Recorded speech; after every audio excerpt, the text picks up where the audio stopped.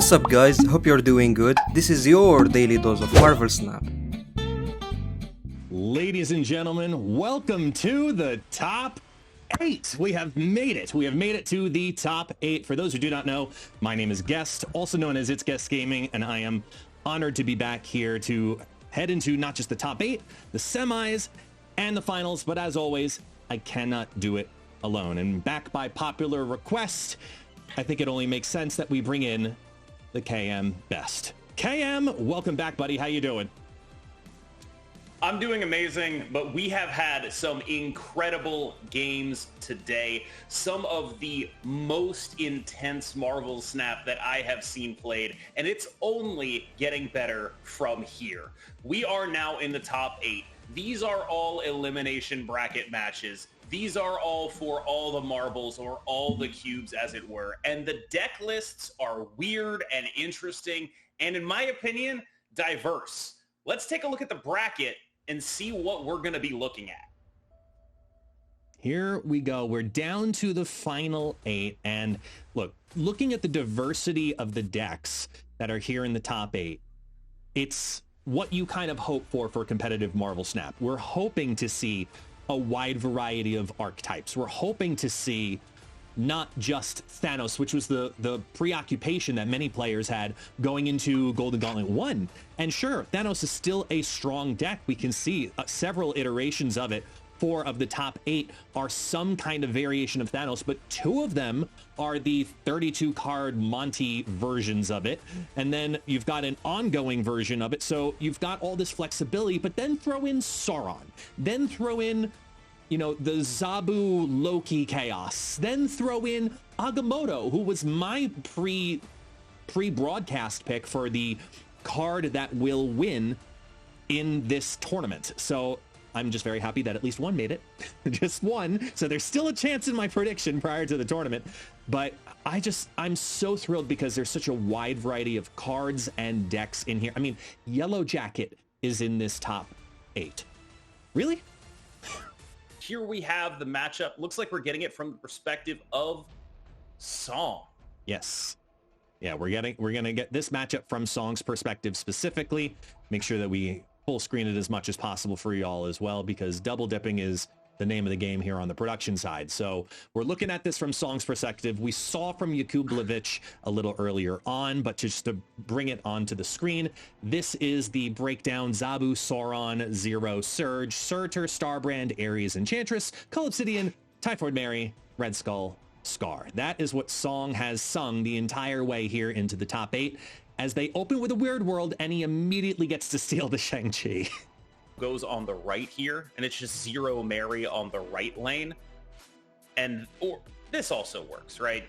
We have that scaling. You're contesting all 3, yeah. And they go ahead and lock it with the Vesuvius. There goes the Zero, goes ahead and negates everything happening from the Typhoid Mary as Yakublevich flips over into the middle lane first. No, over into the left with the Mobius, so the reduction disappears from Scar, hurts the Cull Obsidian as well.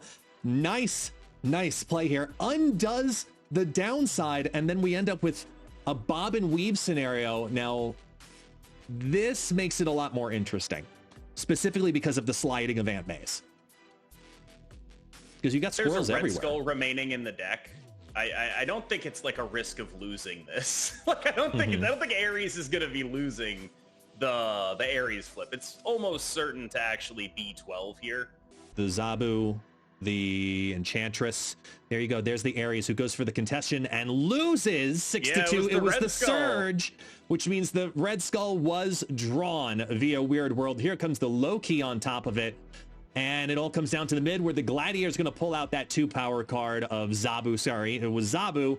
And Yakublevich is going to take the first couple of cubes to start off this battle.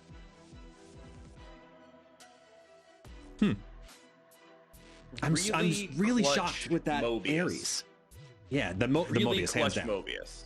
Like that's the story of the game here, is that Mobius was fully clutch. Yeah, agreed. And then you're not believing in a lot of things, basically. You don't believe in Mobius, you don't believe in Shang-Chi.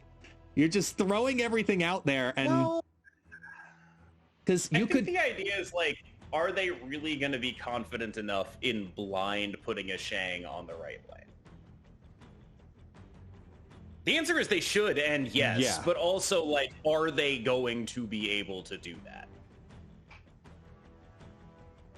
They're going to flip the Cryo, maybe?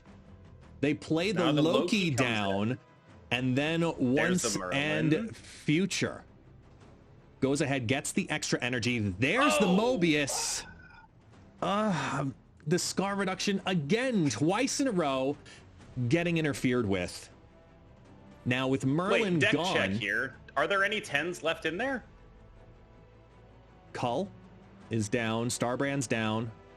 No, there's no other 10s. It's Surtur. Zabu. Well, Zabu was tossed. Enchantress. Yeah, I think that's I it. guess the question then becomes, how badly do you think you're allowed to lose this Nexus? But I think the Ares play is kind of a safe one because it most likely can't be Shang-Chi'd over in the right, and that's a nice little game to play. it's kind of interesting, right? Like, is Lose 6 power intentionally. just enough? Yeah. Surely not, but you are ahead by a pretty reasonable margin on these other lanes. True. And he's committed. The He's committed to Galacta the is what's idea of giving me losing pause here. Ares. Because what else is in Yakubovich's deck? I mean, well, It's granted, a they bunch just of Loki'd. enormous guys. Yeah, no. It's a I'm bunch saying, of like, enormous what could guys, they have like- drawn that would slowly stack into the Nexus? We'll find out right now, though. Here comes the Ares, who's going to intentionally lose, Yep. trying to play underneath the Shang-Chi. The Gladiator comes on down for 11 power, which will be able to take down the Surtur, eliminates that portion, flips over the Sauron, slowly stacks itself off at the Shang-Chi, takes out Red Skull. Fenris brings back the Shang-Chi over into the left. And that is a casserole, quote unquote, from Ben Bro. That's going to be a big 4-cube loss right there for Song.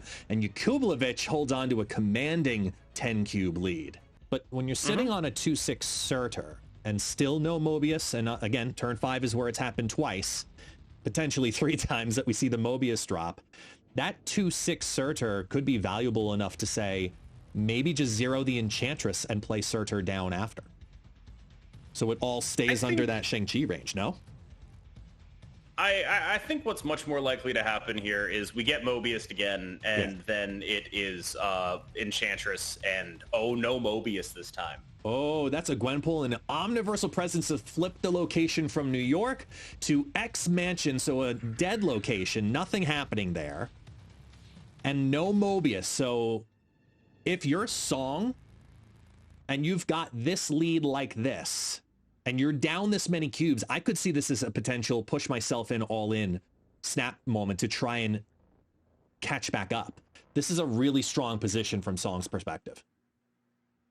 I don't know if the boomer snap is what's called for here. But I am a boomer in what many I ways. do like about this scenario is there's no Fenris Wolf doubling up the value of a Shang-Chi. But the Surtur on the left here is playing around a Galacta buffed Shang. But yeah, like this is sort of why the boomer snap is not particularly advisable. Yakubovic can just leave, and it's not really something that Goes ahead and plays the Galacta, tries to get the Zabu to maybe survive in the danger room. It does. No survive extinction in the there. danger Everybody room. slides Snap over. comes in. Immediately. No hesitation whatsoever. Can't even wait for the turn to happen. Goes ahead and snaps. With the Ares. Oh. And think about what's left. You still have a Call Obsidian in the deck. You still have a Red Skull in the deck. Oh, that's risky, and That's I really love risky it. because if this Ares, right now the Surtur getting +2 with this Star Brand will take a potential top deck Scar to 3. If this Ares doesn't live, oh ho ho ho ho. But at the same time, if you play it anywhere else, you're risking the Shang. This is what Danger Room does. This is the play. You do have to do this, although it's probably Star Brand left. I'm not entirely sure. Yeah, for the 1 power, I'd agree with you there. Because you have the +3 on Galacta, and then you've got the Gladiator going to 11. That's definitely the play. We see the retreat again, 8-4. Yakubovic still hanging on to a lead over Song. And I think could you can also reasonably expect a fill. Yakubovic could also. Actually, no. Don't they have to in this position? unless if we see the location flip now, don't they have to push over into the vault just because they're going to want to try to pull the prio in their favor to do all of that, whether it's the Shang-Chi cheese, whether it's the location flip cheese, all of that, they're going to need to go second, and they do play something over into the vault. Red Skull all by itself into the mid. Here comes the Fenris, followed by the Merlin. So it's your 1 in 3 on the location change, but nah, I don't think it's a threat because you got Red Skull out in the open. It's devastating because when you look at the cards that wouldn't be played off of a Surge, there's really only one that comes to mind. And his name is Shang-Chi. And that Fenris Wolf is about to bring back a Red Skull.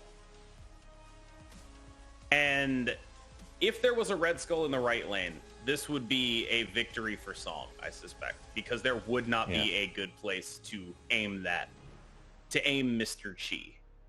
But unfortunately, the Red Skull's in the mid lane, unprotected, and is not going to be able to survive.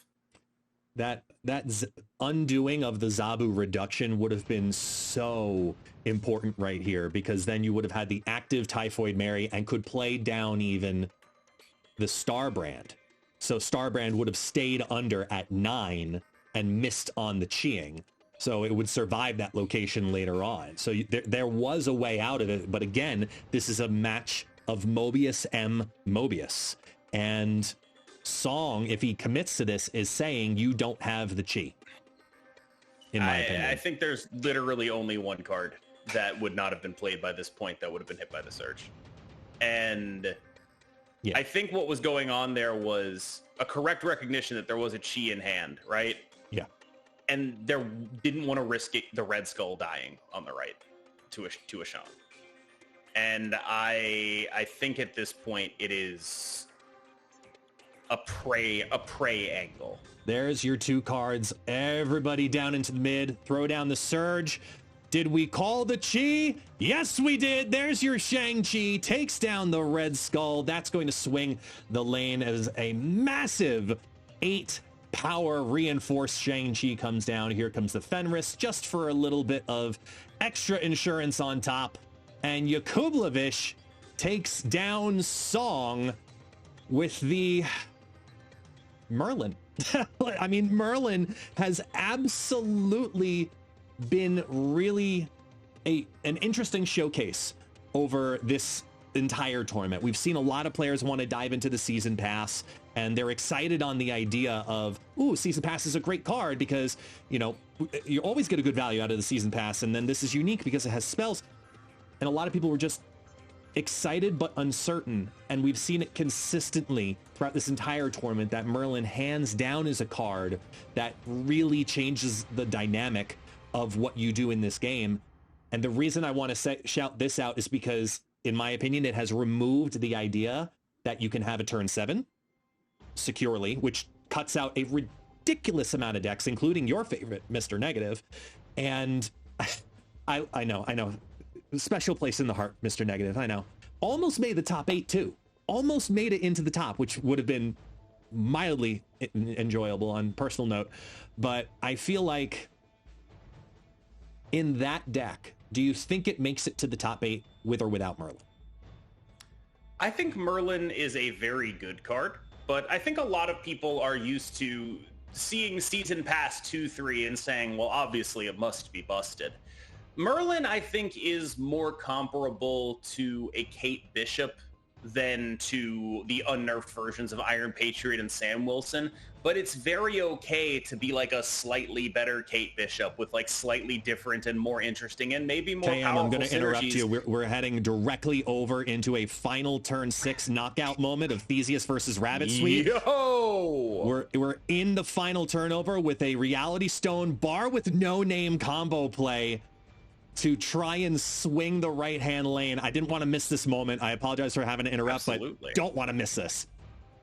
Lord knows I'm a fan of a bar with no name. The uncertainty begins. And the unreveal, because you've got the Super Giant on the line as well from Rabbit Sweet, trying to make an impact here. There we go. Wow. I was wondering about that. I was like, are we sure? So this is a Spectrum face down. If it gets Cosmoed, there is some risk here. That if it's not getting Cosmoed, it's adding a very massive amount to the middle lane. Although I would guess the face down card to be Ronin at this point. Ooh, there's your Ronin over in the left-hand lane.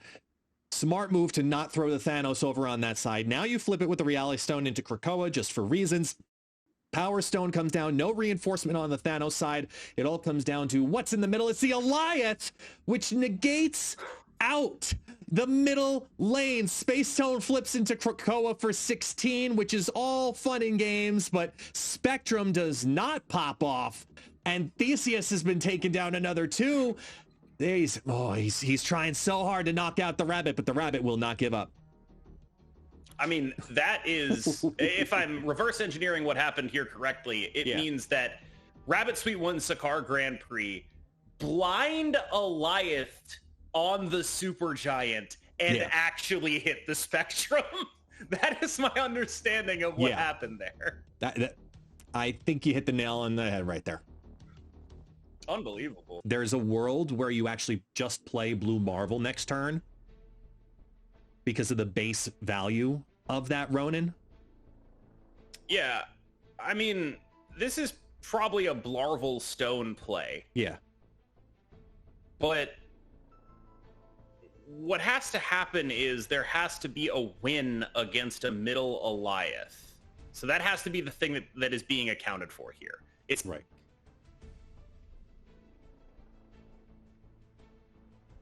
That's the one. That'll do that it. has to happen. You get the reinforcement on the Ant-Man. Yep. It does bring Mockingbird into Shang-Chi range. I'm not sure if Rabbit actually runs Shang-Chi in their deck. Has Prio anyway. It true. Yeah, it doesn't matter. Yeah, there is no Shang. There they go. They drop it down. They remove a little bit of it, though, from the Shadow King. Shave down that Sam Wilson down by 2. Plays down the Gladiator, who's not able to pull anything, and that's absolutely fine if you're Rabbit. There's the Vault flip over. Blue Marvel. Nothing negated, though. What's over on your right? There's Ronin, and there's Ronin. Ronin takes down Ronin, and Theseus taking down Rabbit to move into the top, the semifinals, the Final Four, everything in between. Do we have all 4 of our matches production now?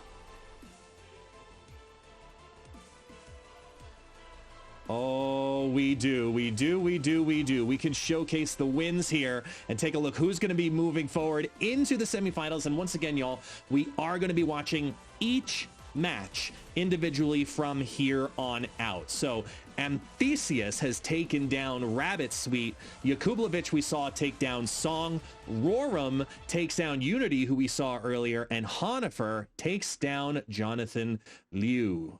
So of these decks, we have, if I'm not mistaken, Theseus on Ongoing Thanos, Roram on 34 card Monty, I believe Yakublovich on Good Cards Pile. Yep. Basically my favorite archetype in the game. I love me a Good Cards Pile. And Honifer playing the Yellow Jacket Merlin Agamotto deck. And this is a very diverse top 4. One thing I am really noticing, though, there is no Cannonball Mercury. We are free from Cannonball Mercury for the rest of this tournament, unless Roram randomly generates both Cannonball and Mercury. And you know it'll happen at least once, man. You know it, because you've said it now. You know you've wished it into fruition. It will pop up at some point. But again, we see the results of the Final 4, who I'm going to throw up here onto the screen. And this is a very unique breakdown because only one of these decks features Shang-Chi, which blows my mind. The number 1 card is now down to only 1 deck at this point. Yeah, I mean, that's the lesson you should take from this. Stop playing Shang-Chi. That's the please lesson do. Please. Everyone, please. Yeah. Song would appreciate it too. Just please, everybody. Yeah, just stop doing it. We're definitely not going to see a bunch of stuff that would be shangable in these matchups. Absolutely under no circumstances are we going to see that. But we are back. It is time for the semi-finals. We are going to be breaking down each match individually right here, but I just wanted to put this bracket here on the screen so we can see it one last time. This is what has happened so far in the last couple of rounds. We've gone from 16 down to 4, and we are going to start off with Anthesius versus Yakublevich. Any predictions going into this KM? this is a deck that has Killmonger into an ongoing Thanos. There is just a lot of natural advantage. But more than that, I've been incredibly impressed with the crispness of Yakublevich's play so far. Incredibly. And I think that that crispness will bear a fruit in a matchup that can be this technical. I think that is, for me, it was one of the reasons when, you know, thinking years back when the Sarah control meta was around, for me, it was one of the most difficult metas to try to dive into personally, because when you're playing so, and it's kind of alluded to this earlier, when you're playing so many tech cards, I know a lot of players very much so just want to set it and forget it and say, let me put this down and then you don't have to worry about it. Kind of what we'll call the Luke Cage mindset or the Mobius mindset nowadays. But when you have multiple of these, it just shows the skill of the pilot. And we've talked about this at length, that when you're getting to this round, you're down here to the final four. We started with thousands of people wanting to participate in some way, shape, or form, and we're down to 4. It's about the pilot and seeing unique decks and different builds, including random builds, as we'll take a look at in the next matchup. I mean, it's just about the skill of these players, and I'm so honored to be able to present this now here in the semifinals and showcase exactly that, because we're about to see an incredibly cheap Mockingbird come down and hit the floor with a strong guy that I don't think really has too much value except for a Spectrum target, no? Well, it's got flex value, in my humble opinion. But I do think that there is something to be said for the concept of Yakublevich's deck being Sarah-less Sarah. And the reason it can afford to be Sarah-less Sarah is in large part due to the power of Zabu and Surge, which, when you have them, are doing a very good simulation of Sarah. These are cards that are going to be getting you similar discounts. What I find notable here is the Mockingbird coming down now before it can fall victim to a Mobius. Yakublevich has a lot of actionable tech, but it has to be timed well. Yeah. And the timing looks so far so good. He loads up early over into the right-hand lane, not too scared of the big house. The Medusa, the random hub card going down on Yakublevich's side. And on a turn 5 here, I mean, the Wiccan doesn't really show too much value. I think this is just a Thanos drop, no? As we see a Snap come down also. I wonder about this. There's a world where it's Killmonger, Shang-Chi, right? You drop the Thanos. Thanos almost certainly has to go in the Fenris Wolf lane, because you don't put the Thanos on the left, because if you do, and then they Killmonger Shang-Chi, they bring the Thanos back on the Fenris Wolf lane, you can't have that. So you have to line the Thanos up there. But, I mean, snapping into that potential is dangerous.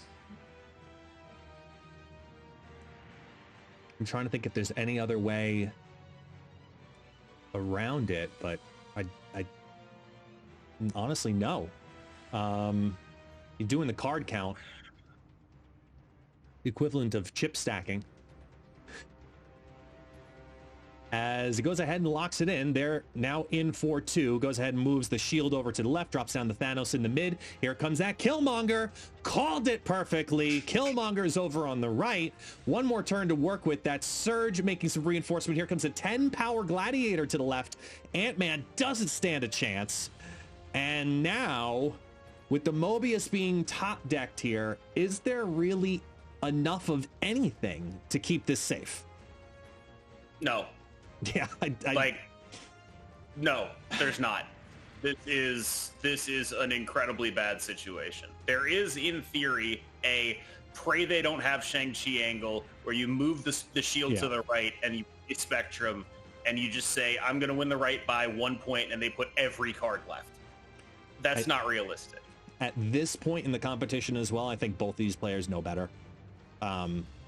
Yeah, I think the retreat later is a good call here specifically. I think that's a mechanic that doesn't get utilized enough because I think it confuses a lot of players, understanding when to use retreat later versus when to just straight up retreat in conquest mode. Because in ladder, I feel like there's almost never a time to want to retreat later. But a lot of players will just, from that same reflex, just automatically retreat in conquest mode or in friendly matches. What is your take on retreat later versus retreat now? There are 0 times where you're supposed to retreat now. You are 100% under every single bit of circumstances supposed to retreat later, no matter what. If you are going to retreat, always retreat later. I retreat now on ladder as a time-saving method because I'm a streamer. If I were optimizing, that's not what you're supposed to do. Retreat later, always. It is always better to retreat later because there is always a chance that they also leave. You heard it here first. Cambest says rope. Now, Not first. I can tell you that. All right, let's see. Space Stone drops on down early here. It is a 10-8 lead favoring Yakublovich with a time theater, which creates some very interesting plays here.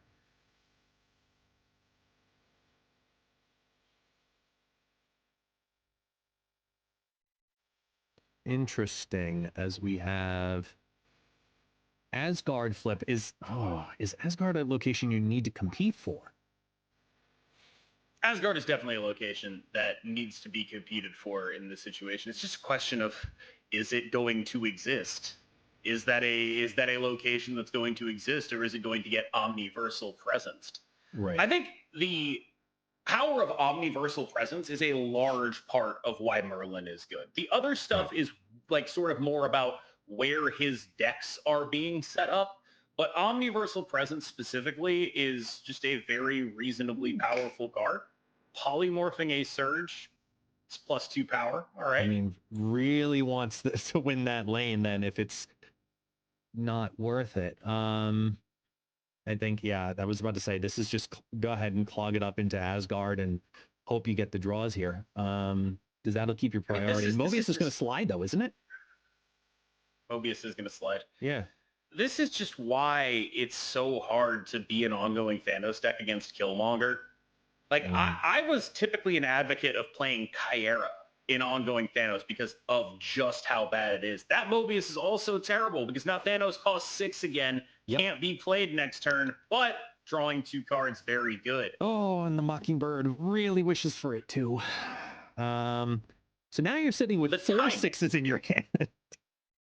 I mean, this is abysmal, right? Like, the timing of these Mobii from Yakublovich has been stellar. Mobii? Every single time. And now this is just we're going to lose to Killmonger again situation. At some point, Theseus is going to have to make a call and say, you don't have Killmonger. Yeah. And when that call is made, very likely he's going to lose to a Killmonger. Yeah. It's just how it's always going to happen. Ah, that's the Destruction Surge reason. It was the time theatered card. There's your Killmonger you so lovingly talked about. We're getting a fake dagger into the Thanos in hand too. And now gets the slide over into Asteroid M.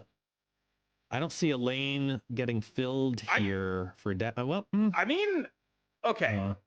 1, 2, 3, 4. There's 5 on the board. They could play Ant-Man Goliath, make it 6-7. That makes Goliath a 2-8. You just play Spectrum.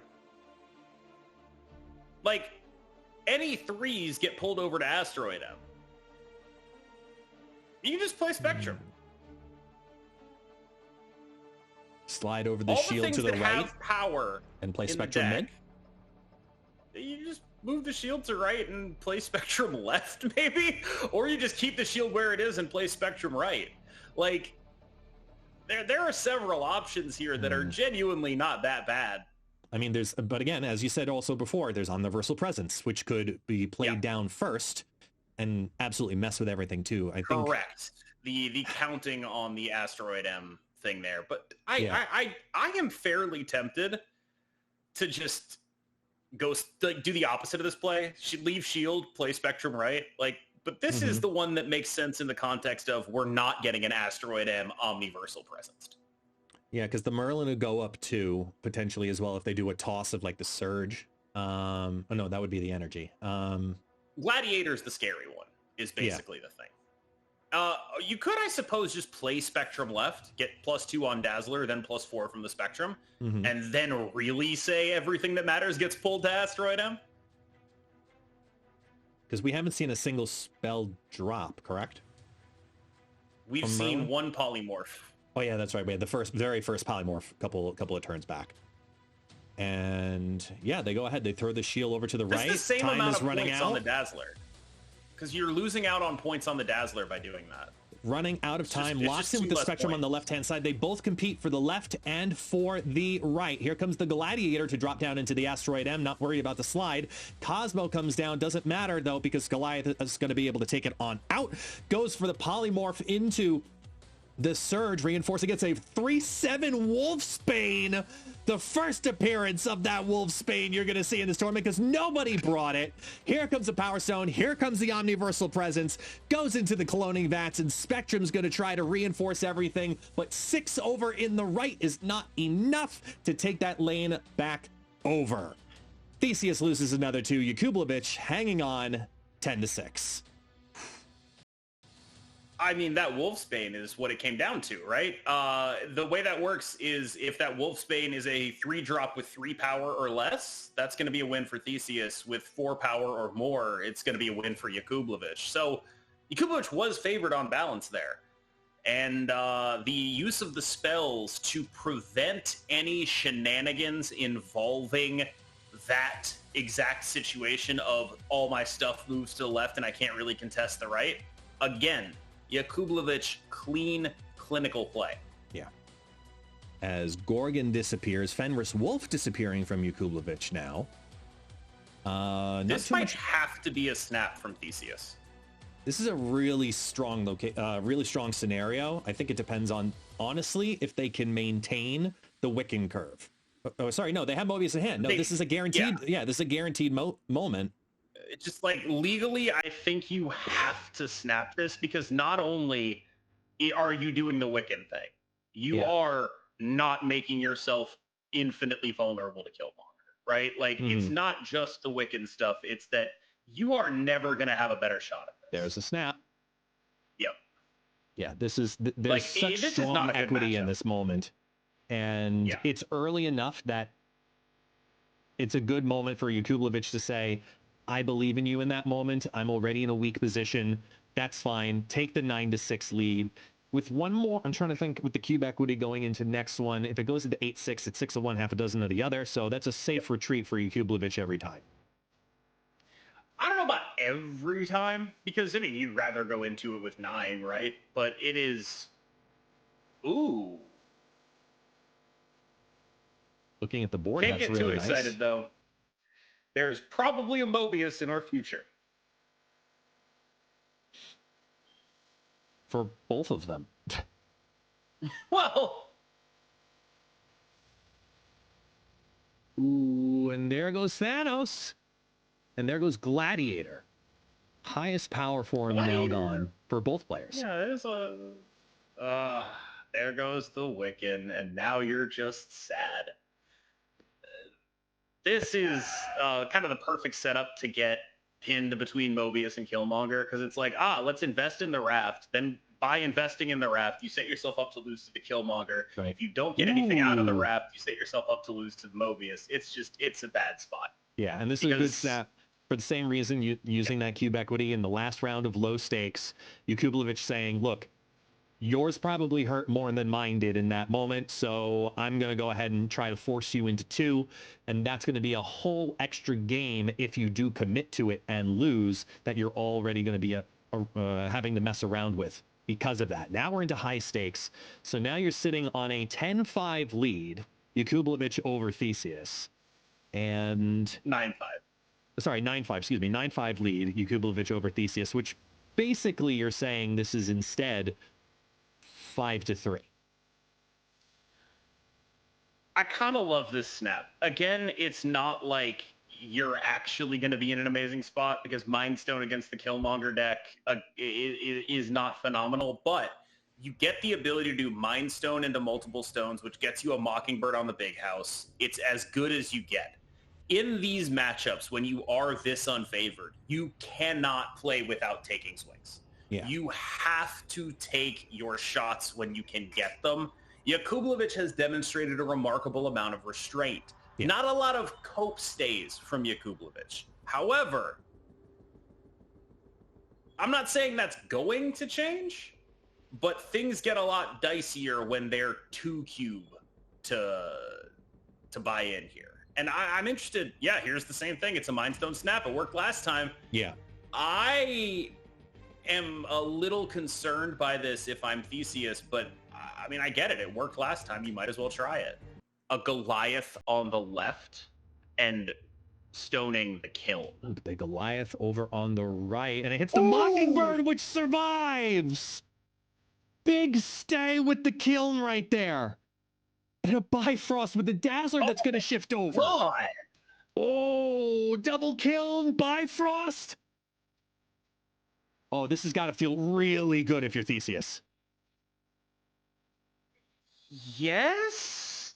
Because you've got the protection and the stones also favoring you too. Well, it's good in large part because we have the ability to Space Stone into a Thanos. Yep. But there is still a Killmonger, so you just kind of have to hope that the Killmonger doesn't come down on 5. Plus, Merlin gives fairly unprecedented levels of control here.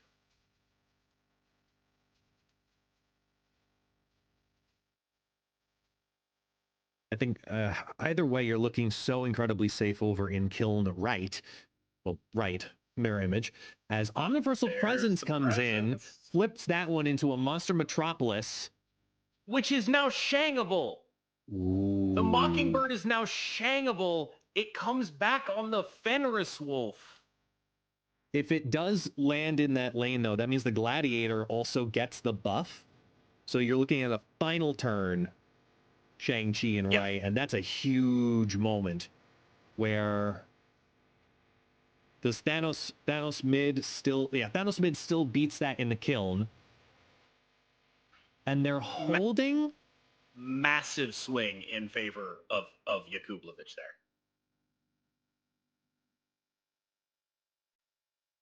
Even if they do it, though, I don't think they have a way to actually win that, though, because if they bring it back into the mid and then they drop down Thanos into the mid now, do the Space Stone, correct? Thanos in the mid Space Stone, and then this is a Shang-Chi, right? With potentially a Killmonger if it's off the top thanks to a Surge. Everything was Zabu'd. Everything is looking down the barrel of Zabu and now Surge as well. So if there is a Shang-Chi in hand, it could very easily cost 3 in multiple different ways. Shang-Chi Killmonger will win this game for Yakublovich. Goes for the extra reinforcement there with the Ant-Man Power Stone. Theseus is saying you don't have it. Going for the straight up you don't have it play. Looking to commit potentially his entire tournament line. Will he go to the finals? Will Yakublovich make it to the finals? I know it's been incredibly clean gameplay up until this moment, but is it clean enough? Is he making the right commitment? Does Yakublovich think he has enough to knock Theseus out right now? Because keep in mind, that Shocker was transformed from a Zabu by a Merlin. Correct, and there we go. 3 cards hit the board onto the far side. Here's your Ant-Man, and here is your Power Stone. Let's see what Yakublovich drops over on the right. It is the Killmonger first. Hits the Killmonger, destroys all of the ones in the lane. Omniversal Presence is going to flip over the Bifrost, turn it into a Krakoa, which is going to give extra power to the Merlin over on the right. And they're going to win the right. They took down Thanos. Nothing else to say. Just absolutely clinical. Favored matchup. Wow. Great use of Killmonger. Didn't even need Mr. Sean Cheese in a game that was perfectly set up to reward Mr. Sean Cheese.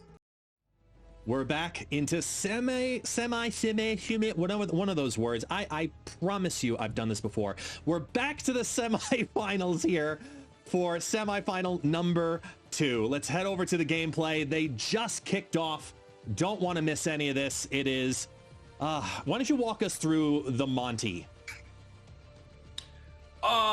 34 card Monty is just a very, people are going to get mad at me for saying this. It's a very cool deck.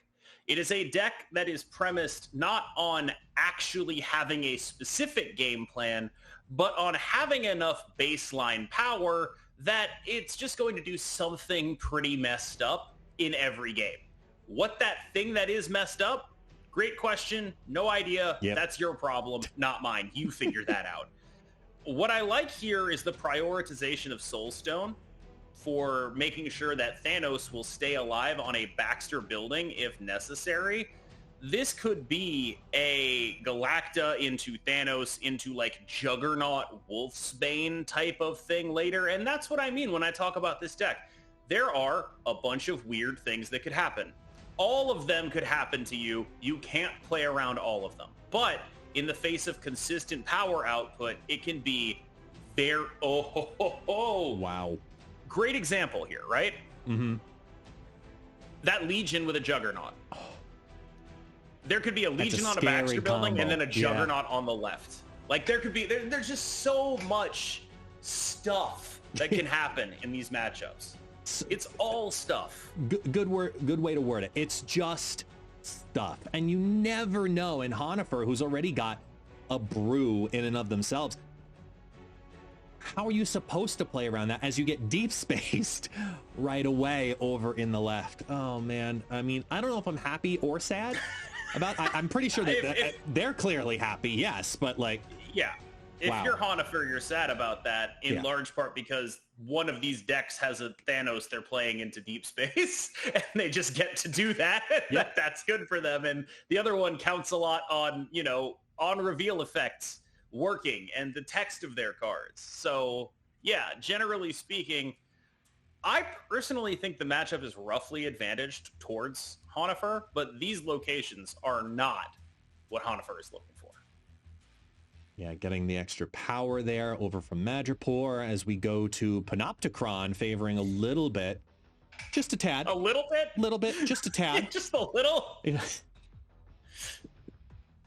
a tad, okay? Look, I mean, he's got a couple of created cards, no? Just a few? I mean, this is just 4-drop on 3, Agamotto on 4, Thanos on 5, Juggernaut or something on turn 6. It's the classic Monty strategy of just guess where the card is. I'm putting cards under hats and you got to figure out what's going on here. I love the Fanfei play here too, who I think is a very underrated card still, but I love the idea of just Fanfei being there and having that extra little pushover because it's going to continue to gain extra reinforcement on Madripoor most likely, but we do see a single card come down from Honifer, which is the Viper to send over the hood. Not going to be enough. Oh man, they just keep stacking it. I would say that Fanfei would be a lot more highly rated if she cost 3 and still had 7 power, which is effectively what Roram played her as here. Yeah. Very fair. Yeah, so the Thanos gets dropped into the left. Honifer does not have Mr. Sean Shees. Yeah. And this to me looks like a game that Roram has wrapped up and is not snapping because he believes there to be a chance at a 2-cube win out of it. Yeah, just secure the cubes as a guaranteed. We have the build here on the screen as well for Honifer. Goes ahead and drops down everything in this and its friends. There's the once in future giving the extra power over to Merlin. And that's the energy one. Yeah. Oh, sorry, no, that's the energy. I forget it's turn 5. I'm thinking it's the +2. And there's the Omniversal Presence flipping over Murder World, which isn't going to do anything. I mean, it stops the extra +2 in the mid. 12 energy is a lot of energy. Just a tad. There's something here, maybe. I just don't know if any of that something beats whatever Juggernaut shenanigans are happening here. I am like, this is an activate Fanfei to prevent yourself from getting a void sent over kind of angle, right? 2, 3. Yeah. Ooh, swing the Agamotto over. That's if Fanfei gets activated, right? Because if Fanfei doesn't get activated, that's just a Doctor Strange that goes in the middle. No, that's what I'm saying. I think they did, because Space Stone moves over to the right. I think they did do it. Did they not? We're gonna find out.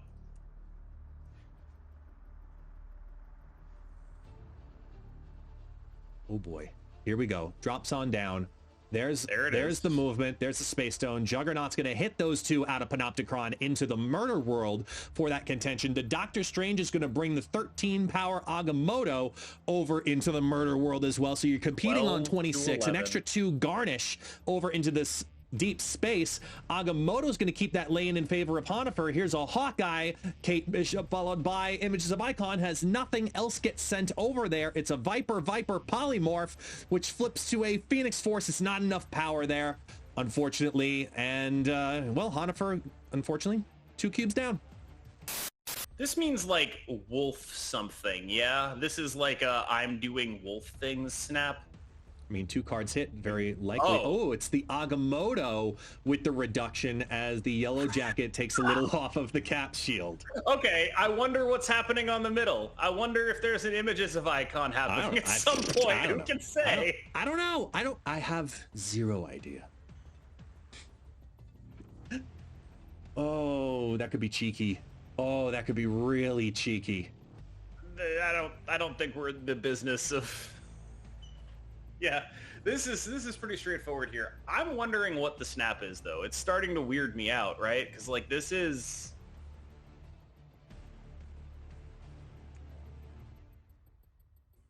Is the snap a Sentry combo? Oh, it's an Annihilus to send the shield over? It could be.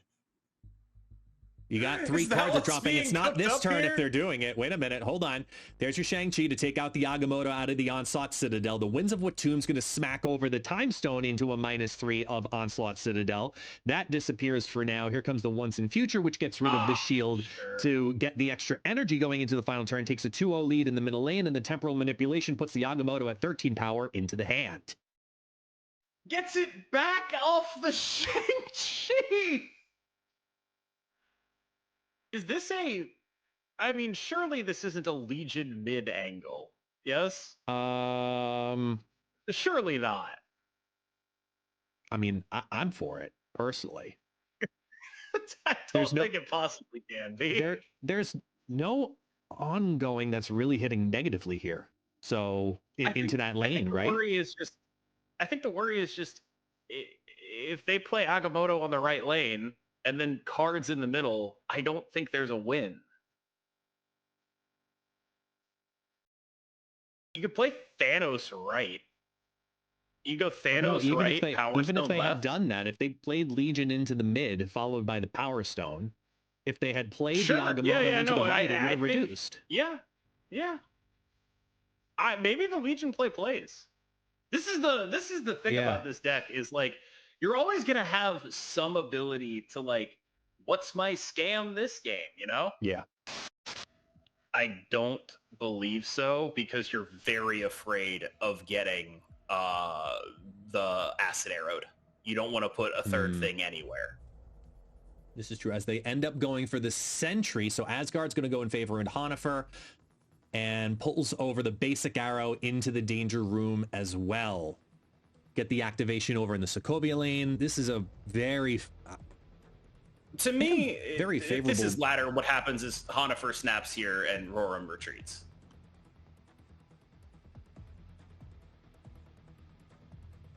Yeah. I promise he is not seeing this in advance from all of you. That was just a perfect read scenario, knowing both of these players and knowing both of these decks. Yeah. That's just what happens every single time because it's like, all right, they just drew 2 cards. They've probably got an Annihilus. You don't beat it. They have to at this point. You just don't have a chance at beating an Annihilus. So you're just sitting there, they snap, and you're like, yeah, okay, I don't beat an Annihilus, and then you leave. Juggernaut in hand again, looking for maybe some double shenanigans with the images of Icon. The Eliath, man. The hand of Eliath Juggernaut is just like, all right, well, play around that. Like, like parry this, you casual. That's sort of what this deck feels like right now. And Honifer's got to feel a little bit of pressure as well, because Crimson Cosmos, I think, more so is going to be favoring Roram. I think, generally maybe. Yeah, so Honifer does not have Mr. Shang-Chi in his deck. So this is going to be a 16 power, basically uncontestable destroyer for 4 cubes if he stays. Good move. Yep. Good move. Good move. That's a scary location almost all the time, especially when you're then also cleansing out the ninja out of the equation. Oh, boy. Okay. So take a look at the state, right? It is 7-5. Small favor here. Fire Hair, Captain Marvel, and an immediate snap. Snap in from Honifer, which to me is, I have Sam Wilson, I'm filling up this White Hot Room on 3.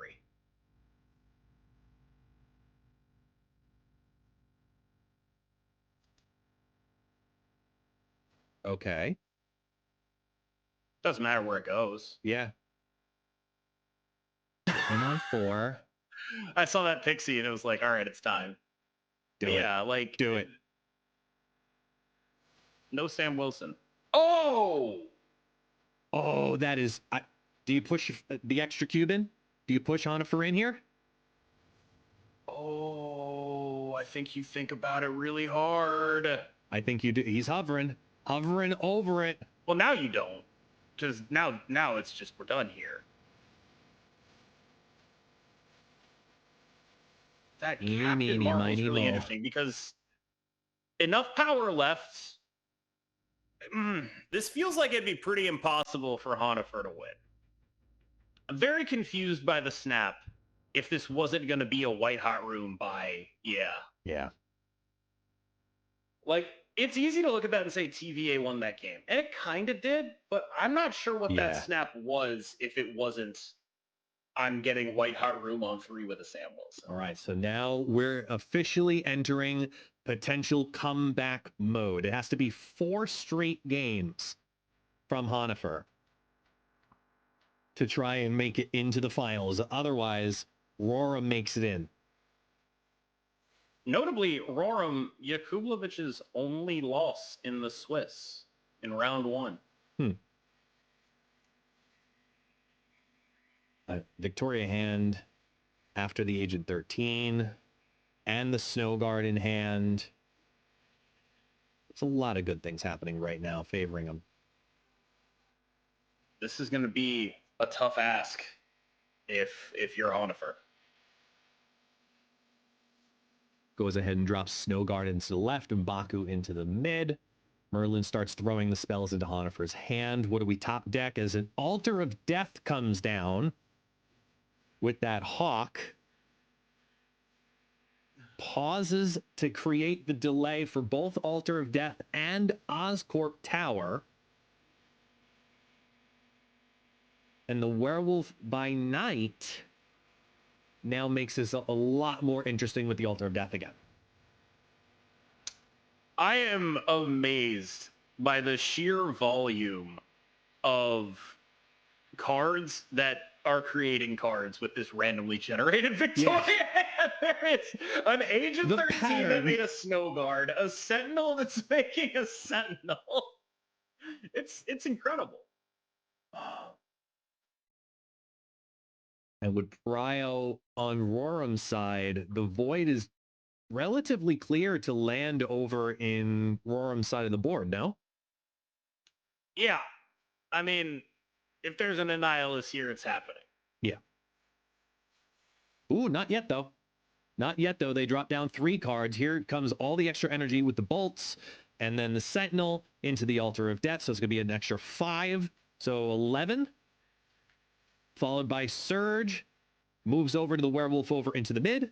Then over into the left, you get the Winds of Watum, who's going to take the Agent 13 into the middle lane, brings the Werewolf by Night back over into the Oscorp Tower, and then Monster Metropolis has a once and future, gets rid of that surge, gets even further energy, and it's just an energy battle, really, at this point. They're not even going for cubes. They're just going for, I have more energy than you because I have 13 and you have a boatload.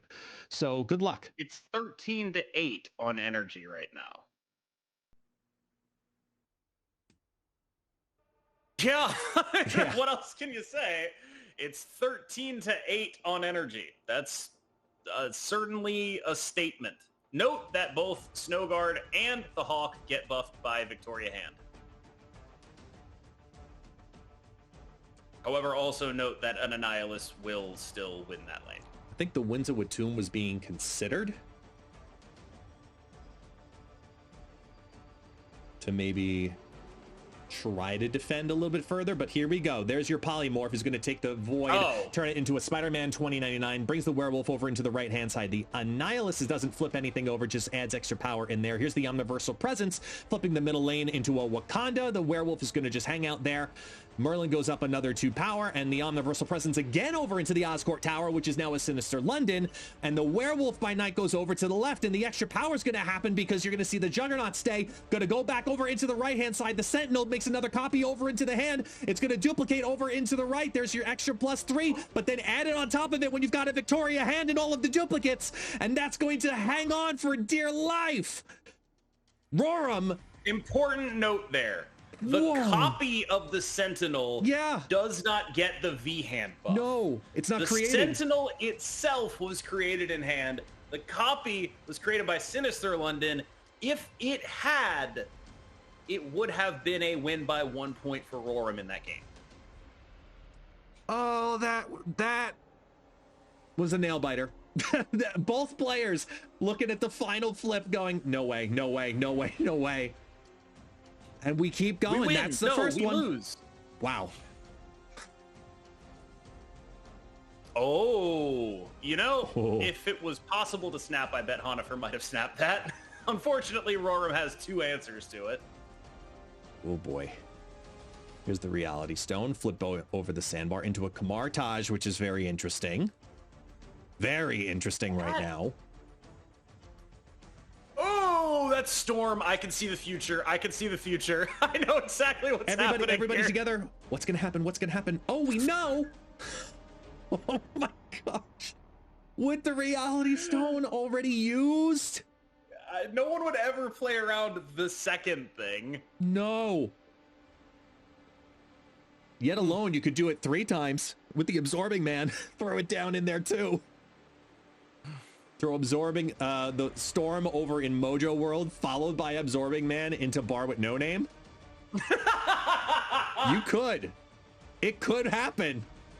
Storm Mojo. I think you're getting a little lost in the sauce. We're gonna want to play. I like the sauce. Let's go. Come on. Here's the Sentry into Bar with No Name now, giving a favor over to Honifer as he gets 2 voids. Oh! What is being drawn this? How many location chances and changes could we make? This cannot be happening. Oh my goodness.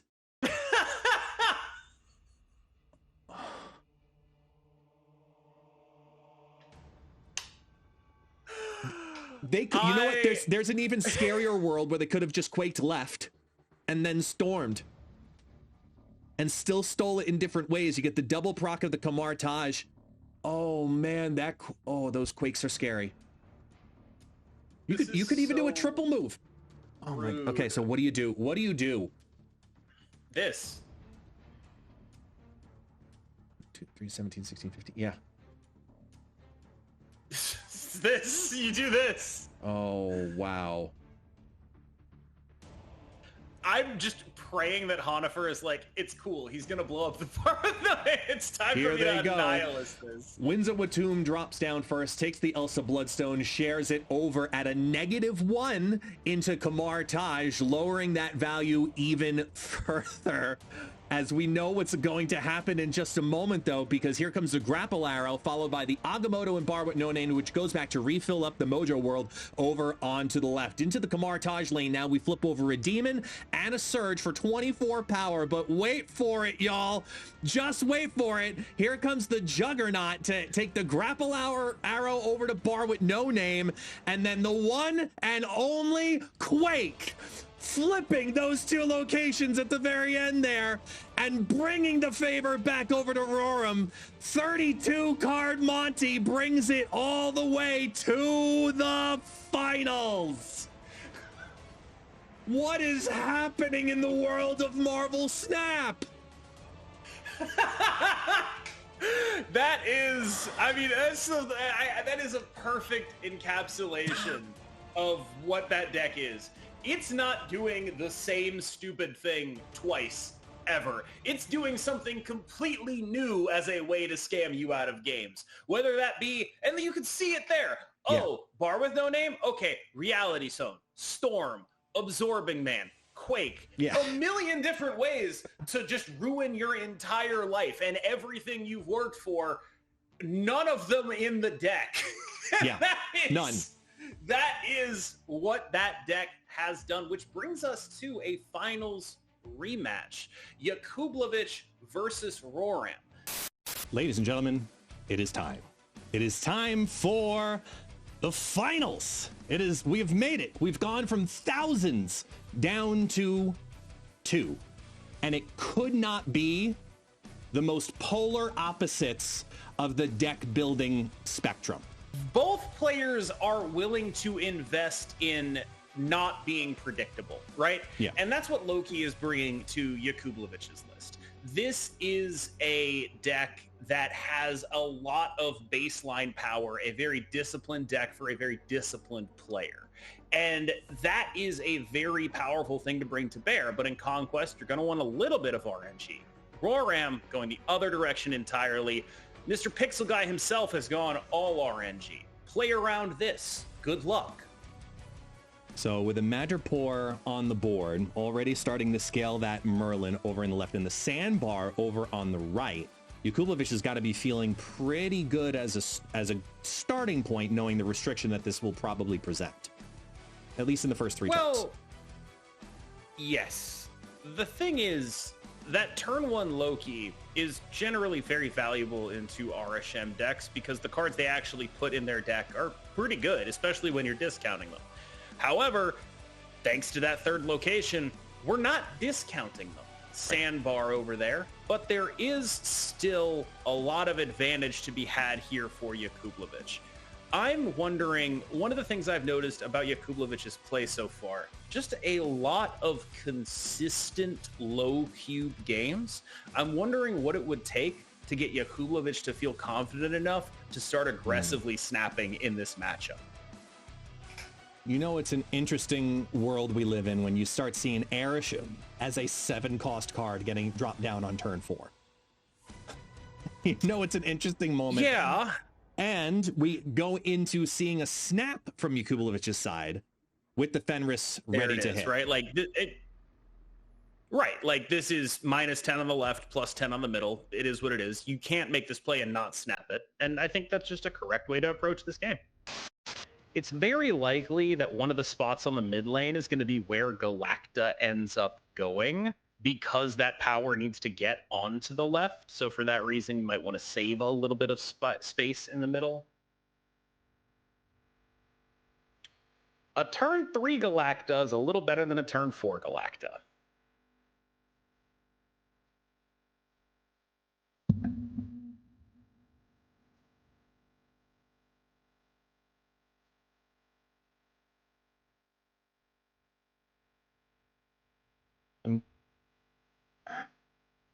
I'm not concerned about the right with Lechugia and any of the rocks. Take the stacking of the Agony. Ooh, especially when you got a rescue that can sit. And that means you've probably already pulled everything you need in your hand. You've got the advantage when it comes to energy, so you're probably playing strong into it. I like the Killmonger play here. Try and take advantage of maybe getting rid of that Agony early. I'm not sure. Anytime I see the Omniversal Presence, I'm trying to think of every combo of what can you do with this at that point. But I'm surprised they're also not looking to play down the Fenris on this turn to prepare for I a potential suspect the Shang-Chi Fenris shenanigan. is. I do wonder about that because if I'm Roram here, the thing I'm thinking is Thanos, right? It's probably like a Thanos in the middle. So if Fenris somewhere else, I mean, it looks like I was wrong about that. Valentina.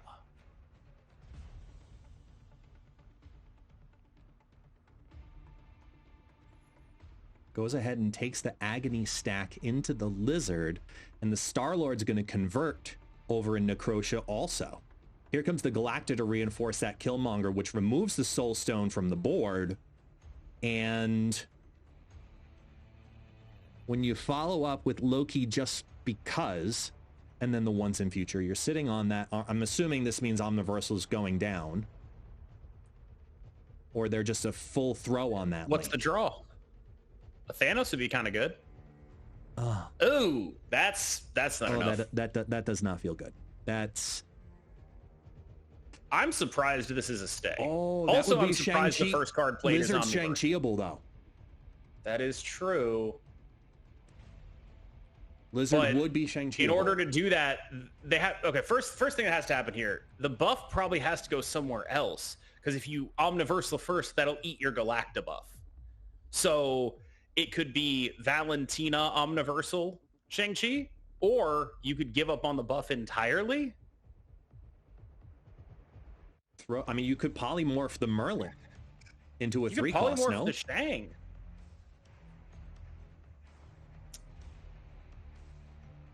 Ooh. This I really like. This Yeah. I really like. I don't know about the Valentina play. I think this might just be a give up buff angle, because doesn't this lose to point of power mid? Singular, correct? Well, Yeah. 5, because there's 2 Omniversals coming down to buff your Merlin, but it 2, loses 3, to 5, yeah. card. No, singular mid. card, but yeah. No, I mean, Yeah. that's... Looks like a setup for an Images of Icon on the right here.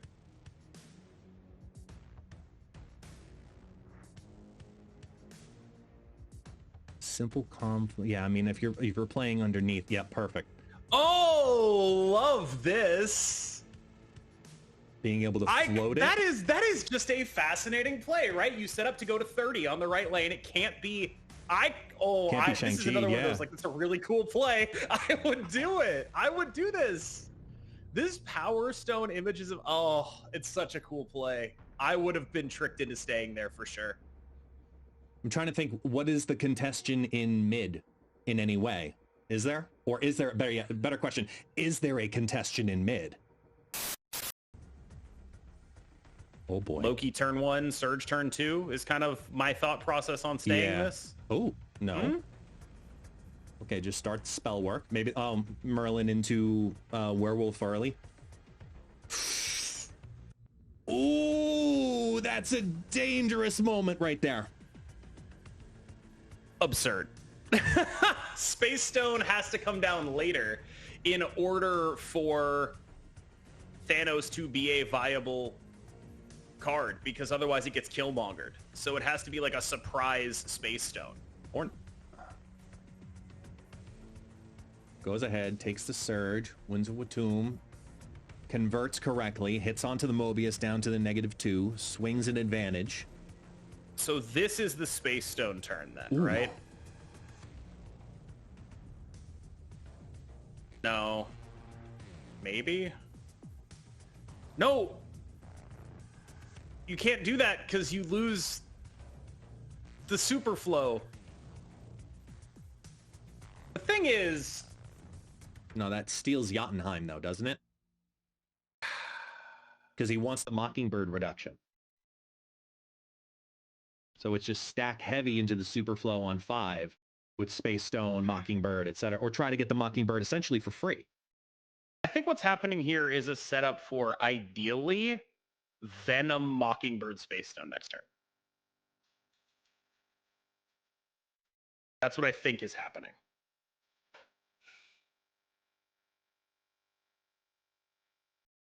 As the Enchantress comes down, undoes the magic of Mobius. Helps to secure a little bit of a lead there. Jotunheim's going to... Oh, the Reality Stone. Big here. What does it flip to? Monster Metropolis. Gladiator That takes it down. away the Venom, so that takes away the whole thing. Oh, man.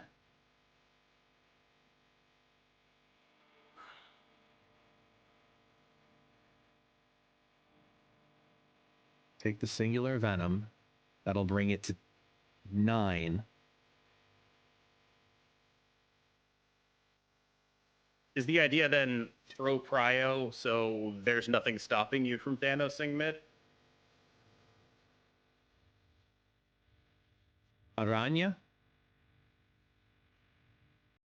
Play the Space Stone, activate Aranya, drop the Thanos over to the right. Over into the mid that way, because it opens it. Yeah, I think that's an interesting aspect of this to keep available to you, for sure. Ooh, Wiccan does the flip over, and here comes the Fenris. Fenris currently will bring back an Enchantress. Nothing to sneeze at.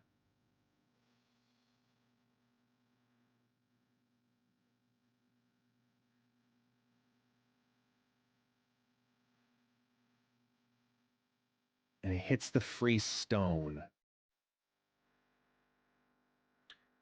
It's Galacta. No, yeah. Wait, hold on. Isn't it Galacta here? And then you have 7 energy next turn. Mockingbird costs 2, and you get to play Thanos and Mockingbird. I don't know, but instead they decide to go down Surge against the Once and Future over into Monster Metropolis, amps up that the energy just because. Oh! And Savage Land drops down to drop Raptors over into the right. It keeps that is a one huge space deal. Open there. Here comes the Mockingbird. The Fenris can't win that now. Is there a card in the deck that wins this for Yakublovich? Shadow King. No, but they don't have they don't run Shadow King, no? Shadow King would do it. No, it'd be Yaku does not run it Shadow King. It also wouldn't win. Go to 14, right? 3, 3, 6, and 1, 13.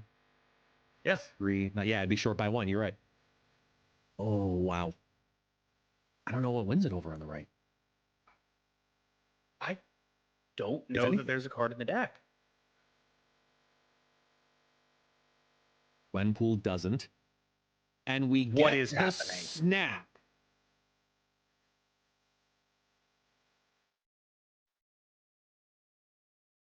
I don't know what's happening, but I think I'm just as confused. Pull up the deck? I need to see.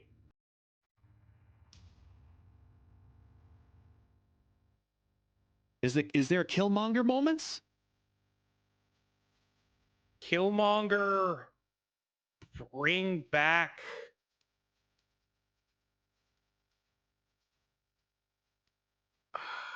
I know, I'm doing the math too. I'm like, no, Killmonger doesn't do. I'm not seeing it. I don't know what it is. What is happening here? What are we missing? Definitely still staring at that game, trying to figure out what was going on. I know. I am too. We're gonna each be breaking that down later separately, trying to figure that out. But I cannot wait to probably just straight up ask him afterwards, because there was something there that we were missing, because that was an unprecedented move on both players' ends that we were not prepared for. And you know what? Maybe they just didn't want it to be that moment. They didn't want it to come down to 4 cubes or 8 cubes here in the finals. They're competing for 20,000 collector's tokens and, 20,000 gold. 30,000 collector's tokens, if I remember correctly. Prod will help us in the background get that final tally, but my gosh, very difficult choice. Yeah, that was correct. 30,000 tokens and 20,000 gold. Mobius dropping down again over into the Hell's Kitchen. Let's reset. Let's regroup, everybody. All right, let's recover. Let's regroup.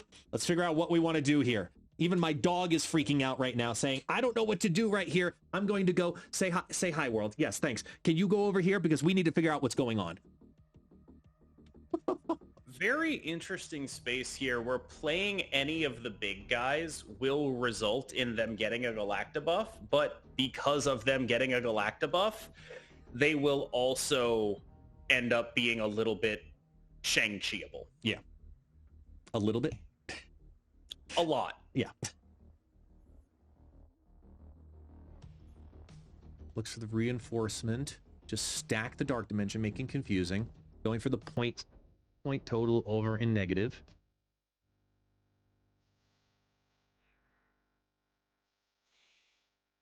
That would throw 9 plus 3, 15, minus 3, back down to 12. So make it a 10 all by itself. Some gladiator risk here. Into the mid? If this is the play. Whatever lane...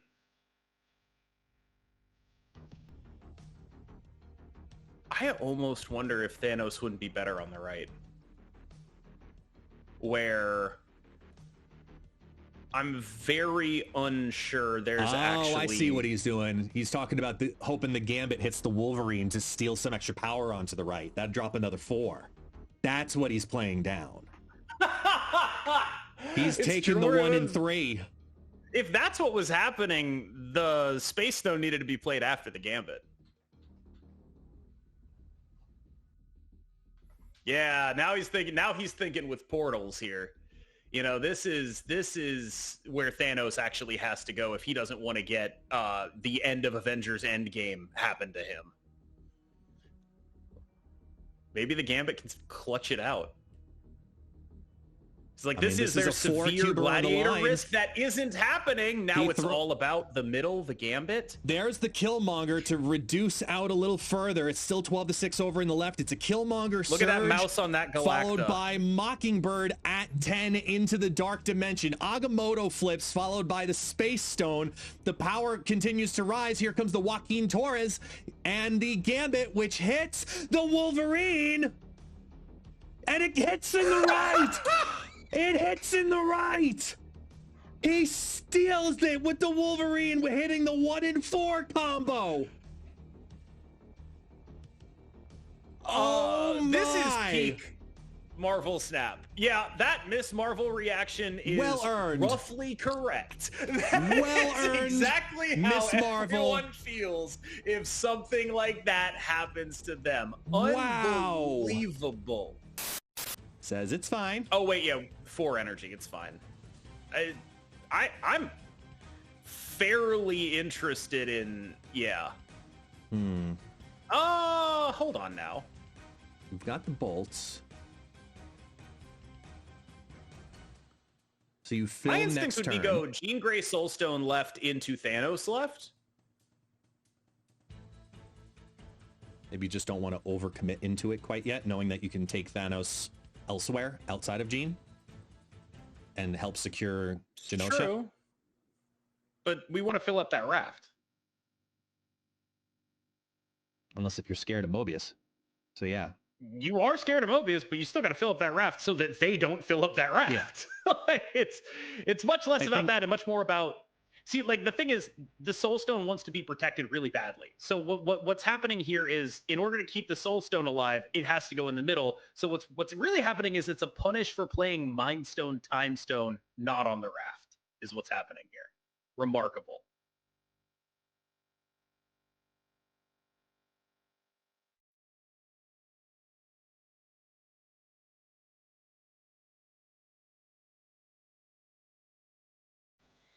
All right. Start simple. Smithsonian Museum. Start laying down the ongoings over in the left.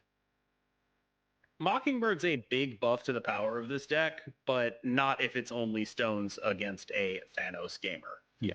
Chimichanga might just be 2 points on the board that discounts something. Yeah. That might just be what it has to be there. Especially if you hit the images of Icon as well, you can just flip it later, so I think it's worthwhile. Yeah, this looks now. like a solid Mockingbird middle angle to me.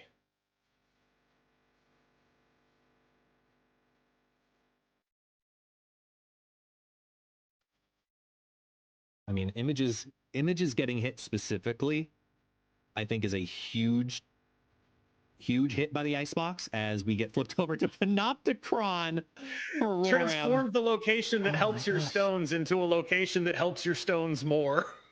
Awesome. Legion Panopticon, perhaps? I mean, considering the push in here, yeah.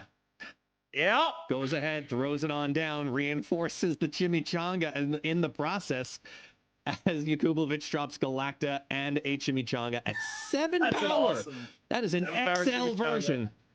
It's amazing. What I'm kind of wondering about is, you know that Images of Icon is created cards, right? Like, I'm kind of sitting here looking at an Images of Icon winning basically any of these lanes. Yeah. Just, we'll need it to do multiple things. Valentina Warpath, Valentina in the deck, Warpath not. Valentina So only drops, one Panopticon buff. pulls a Rolk. Rolk Well, at that's a really 4-8. big guy. And here comes the Fenris. Once a future, tosses away the Surge. It's already got the benefit that it needs. Here comes the Killmonger to clear out the Space Stone. So this could be it right here. This could be it. This is the final 3 cubes if Yaku stays. The issue is, if like with priority, there's like a pretty obvious location to play a big guy. Red Hulk is 10 off the Panopticrons and is vulnerable to a Shang, which Yeah. means you have to play a mid. And that's the direction he's Because looking. otherwise they double up on the Shang Wolf.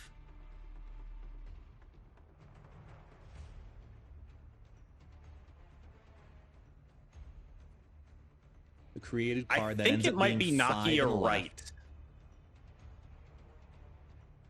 Interesting. Thinking about where the Galacta buff is going to go. This is all fascinating. The middle is the thing about the middle here is the Fenris Wolf gets back a the stone that died.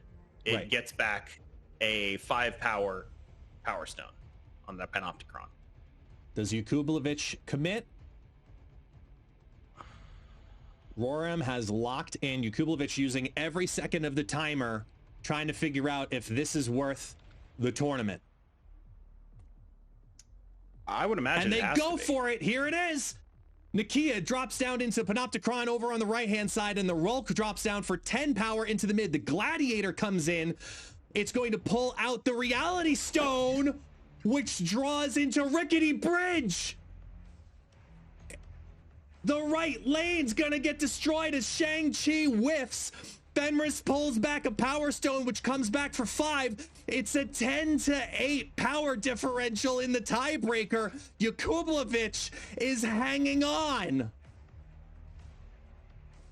Gladiator. An Oh my. absolute stud. That was unbelievable. What? Gladiator pulling Reality Stone, which would have lost Roram the game full stop by taking away the created card buff, instead sends it to a tiebreaker that Roram still loses because all of the energy was used up. That was a game that was a Red Hulk proc away from being the other way. Yeah. Okay. We're down 3-3. Round 8.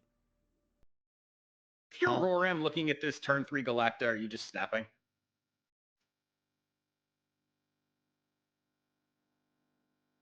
Committing the Fenris into Raft seems a little scary. It's kind of what you have to do. The question here is there a world where this is just Eliath and then you rely on, wait, what? Wrong Okay. direction? Yeah. Okay. Wrong card. I think it was just a wrong pull. I'm thinking the same thing too. Like, what? Because that would be a prio right there if they play nothing in Raft. This is going for prio into Image's Juggernaut? Or just straight up Eliath, because if the Surge lands into the Raft, then they've won The that problem lane is and there they is a Eliath on the Raft left. card. They're going to get a Raft card. Oh yeah, true. Yeah, they are going to get the free Raft.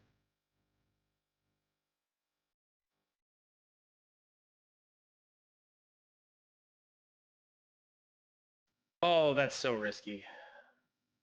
My instinct is what's supposed to happen here is I kind of think you might just be supposed to be Eliathing the right.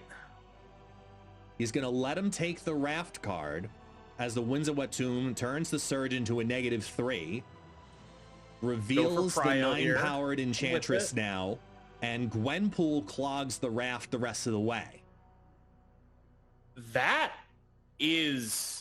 And re-clears a spot in the lane with the Killmonger. Oh boy. It's Juggernaut, but you don't need to put the buff on it. It's just bringing back a stone, correct? It is just bringing back a stone right now. 1 power stone. Gives the fist bump, says that he's going to go for it. Thinking about the stone that can come on back. And what is the free card from the Raft?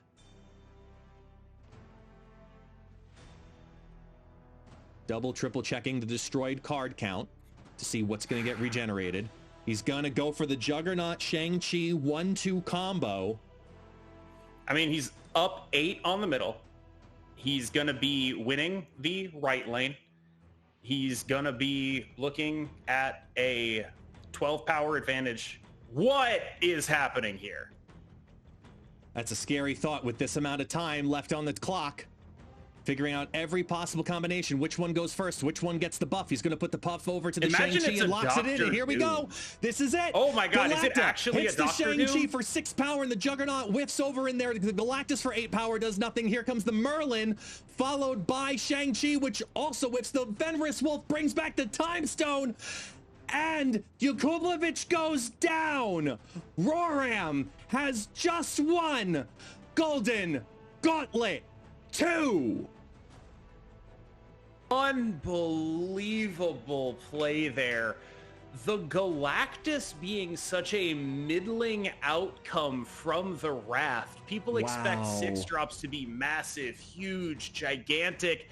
That was a pretty big guy, but it was nothing special. Yeah. And Roran, the Juggernaut to lock down the right lane, going over the top of that Time Stone, and then that setup for that play on the previous turn with the Winds Enchantress. Winning a Raft game is just one of the more impressive things I've seen this deck do. And frankly, it did come down to that Raft. A bigger 6-drop, a Hulkling, for example, would have taken that left lane for sure. Who would have thought a couple of days ago when we announced the event, opened it to the world, that a deck with 34 cards in it was going to take down the Golden Gauntlet? I mean, not to toot my own horn, but I probably would have said it was a contender. I don't know. Like, this is not. I don't know. I'll tell This you is right a now, very. it was not on my bingo card. It was It's not a on my very bingo good card. deck. This is a game focused around 12 deck slots, and this just proves that, you know what, you can go ahead and only have a certain amount of card draws. That's fine, but energy, I think, is what the name of the game is. And that's what has really kind of been proven by this, having that energy advantage, whether it be the Surge, whether it be, and not just in this deck, whether it be the Surge, whether it be the Loki, whether it be messing with it with the Mobius, whether it be energy cheat. The game is currently about your management of energy. And if you have more of it, of course, you're always going to have a lot more flexibility, but it's also knowing what to do in that moment. And the randomness that you see from these Airsham builds that are incredibly popular as well across the meta now are going to rise in popularity once again as well, because we've just seen it take down Golden Gauntlet 2. Yeah, just like as a person, I am sort of tempted to like prefer the deck building style of someone like Yakublovich. But what the deck that Roram brought does is weaponize information. We've talked about weaponizing information on the last Golden Gauntlet, sort of what my friend BU++ was doing with his Pixie deck. This deck has a similar dynamic.